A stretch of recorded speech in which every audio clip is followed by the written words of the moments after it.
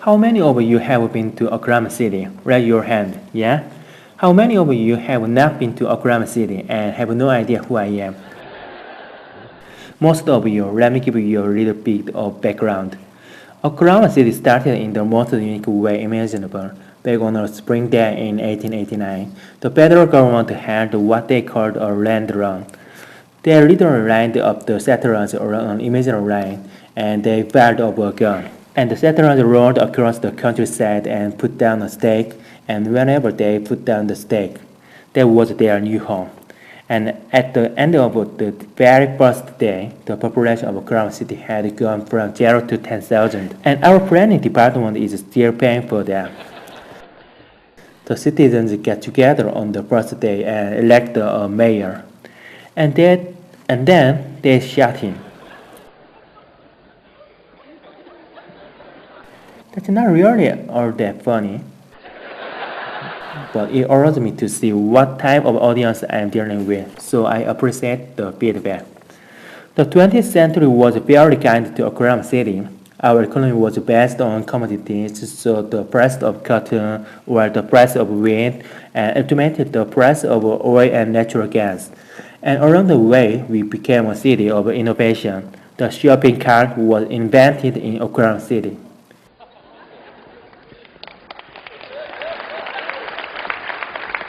The parking meter invented in Oklahoma City. You are welcome. Having an economy so that related to commodities can give you some ups and some downs, and that was certainly the case in Oklahoma City history. In the 1970s, when it appeared that the price of energy would never retreat, our economy was soaring, and then in the early 1890s, cratered quickly. The price of energy dropped. Our banks began to fail. Before the end of the decade, 100 banks had failed in the state of Oklahoma. There was no bailout on the horizon. Our banking industry, our oil and gas industry, our commercial real estate industry were all at the bottom of the economy. Young people were leaving Oklahoma City in the drives for Washington and Dallas and Houston and New York and Tokyo, anywhere where they could find a job that measured up to their educational attainment. Because in Oklahoma City, the good job just weren't there. But along at the end of the 80s came an enterprising businessman who became mayor named Ron Norris. Ron Norris eventually figured out that the secret to economic development was incentivizing companies up front. It was about creating a place where businesses wanted to locate, and so he pursued an initiative called MAPS that basically was a penny on the dollar scale tax to build a bunch of stuff. It built a new sports arena, a new corner downtown. It fixed up our performing arts center, a new basketball stadium downtown, a lot of things to improve the quality of life. And the economy indeed seemed to start showing some signs of life. The next mayor came along. He started Mass for Kids, rebuilt an entire inner city school system. Or 75 buildings either built anew or refurbished. And then in 2004, in this rare collective lack of judgment, bordering on civil disobedience, the citizens elected me mayor. Now the city I inherited was just on the verge of coming out of its slumbering economy, and for the very first time, we started showing up on the list. Now you know the list I am talking about. The media and the internet love to rank cities. And in Oklahoma City, we'd never really been on list before, so I thought it was kind of cool when they come out with this positive list and we were on there. We weren't anywhere close to the top, but we weren't on the list. We were somebody. Best to get a job, best to start business, best downtown, Oklahoma City. And then came the list of the most obese cities in the country, and there we were. Now I like to point out that we were on their list with a lot of really cool places: Dallas and Houston and New Orleans and Atlanta and Miami. You know, these are cities that typically you are not embarrassed to be associated with, but nonetheless, I didn't like being on the list. And about that time, I got on the scales. and I weighed 220 pounds. And then I went to this website sponsored by the federal government, and I typed in my height. I typed in my weight, and I pushed enter, and it came back and said obese. I thought, what a stupid website. I'm not obese. I would know if I was obese. And then I started getting honest with myself about what had become my lifelong struggle with obesity. And I noticed this pattern, that I was gaining about 2 or 3 pounds a year. And then about every 10 years, I dropped 20 or 30 pounds. And then I do it again. And I had this huge closet full of clothes, and I could only wear a third of it at any one time. And only I knew which part of the closet I could wear. But it all seemed fairly normal going through it. Well, I finally decided I needed to lose weight, and I knew I could because I'd done it so many times before. So I simply stopped eating as much. I had always exercised. That really wasn't a part of the equation that I needed to work on. But I had been eating 3,000 calories a day, and I cut it to 2,000 calories a day, and the weight came off. I lost about a pound a week of about 40 weeks. Along the way though, I started examining my city, its culture, its infrastructure, trying to figure out why our specific city seemed to have a problem with obesity. And I came to the conclusion that we had built an incredible quality of life if you happen to be a car. But if you happen to be a person, you are combating the car seemingly at every turn. Our city is very spread out. We have a great intersection of highways. Literally no traffic congestion in Oklahoma City to speak of. And so people live far, far away. Our city limits are enormous, 220 square miles, but 15 miles is less than 50 minutes. You literally can get a speeding ticket during rush hour in Oklahoma City. And as a result, people tend to spread out. Land is cheap.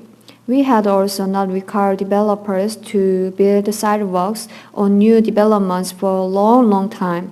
We had fixed that, but it had been relatively recently, and there were literally 100,000 or more homes into our inventory in neighborhoods that had virtually no level of walkability. And as I tried to examine how we might deal with obesity and was talking all of these elements into my mind, I decided that the first thing we needed to do was have conversation. You see, in Oklahoma City, we weren't talking about obesity, and so on New Year's Eve of 2007, I went to the zoo and I stood in front of the elephants and I said, "This city is going on a diet, and we are going to lose million pounds." Well, that's when all hell broke loose. The national media gravitated toward this story immediately, and they really could have gone with it one of two ways. They could have said, "This city is so fat, the mayor had to put them on a diet." But fortunately, the concession was, "Look, this is a problem in a lot of places. This is a city that's wanting to do something about it." And so they started helping us drive traffic to website. Now the website address was thiscityisgoingonadiet.com. And I appeared on the Ellen DeGeneres show one weekday morning to talk about the initiative. And on that day, 150,000 visits were placed to our website. People were signing up, and so the pounds started to add up, and the conversation that I thought was so important to have was starting to take place. It was taking place inside the homes, mothers and fathers talking about it with their kids. It was taking place in churches. Churches were starting their own learning groups and their own support groups for people who were dealing with obesity. Suddenly, it was a topic worth discussing at schools and in the workplace. And the larger companies, they typically have wonderful wellness programs, but the medium-sized companies, they typically fall between the cracks on these issues like this. They started to get engaged and used our program as a model for their own employees to try and have contests to see who might be able to deal with their obvious situation in a way that could be proactively beneficial to others. And then came the next stage of the equation. It was time to push what I called MAP 3. Now MAP 3, like the other two programs, had an economic development motive behind it, but along with the traditional economic development tasks like building a new convention center, we added some health-related infrastructure to the process. We added a new Central Park, 70 acres in size, to be like downtown in Oklahoma City. We are building a downtown steel car to try and help the working ability formula for people who choose to live in the near city and help us create the density there. We are building senior health and wellness centers throughout the community. We put some investment on the river that had originally been invested upon in the original maps. And now we are currently in the final stage of developing the finest venue in the world for the sports of canoe, kayak, and rowing. We host the Olympic Trails last spring.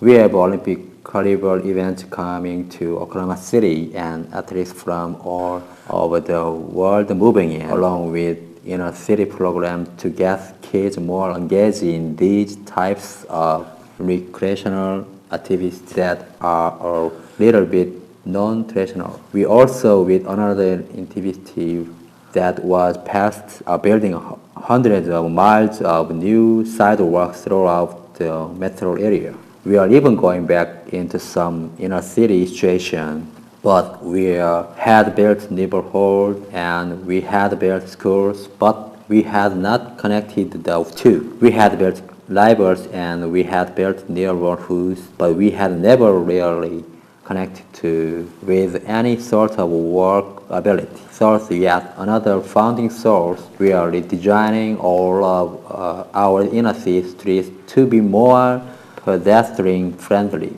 Our streets were really wide and you'd push the button to allow you to walk across and you had to run in order to get there in time.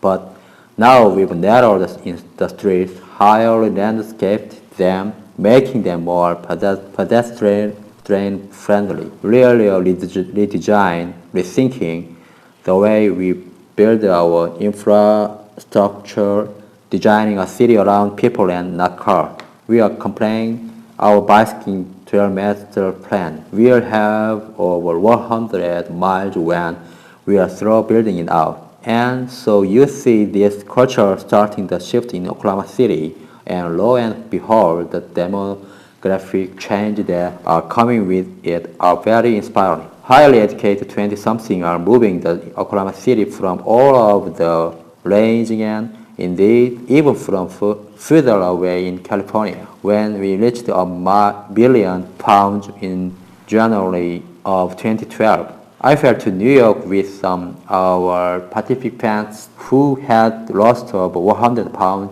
whose lives had been changed, and we appeared on the Late Late Show. And then that afternoon, I did a round of media in New York pushing the same message that you are accustomed to hearing about obesity and the danger of it. And I went into the lobby of Men's Fitness magazine, the same magazine that had put us on the list 5 years before. And as I'm sitting in the lobby waiting to talk to the reporter, I noticed there's a magazine copy of the current issues right there on the table. And I picked it up and I looked at the headline across the top and it says, America's Fitness City, do you live in one? Well, I knew I did, so I picked up the magazine and began to look, and we weren't on it. Then I looked on the list of Fitness City, and we were on that list. We were on the list as the 22nd fitness city in the United States. Our state health statistics are doing better. Grant, we have a long way to go. Health is still not something that we should be fond of in Oklahoma City, but you've been a great audience and very attentive. Thank you very much for having me here.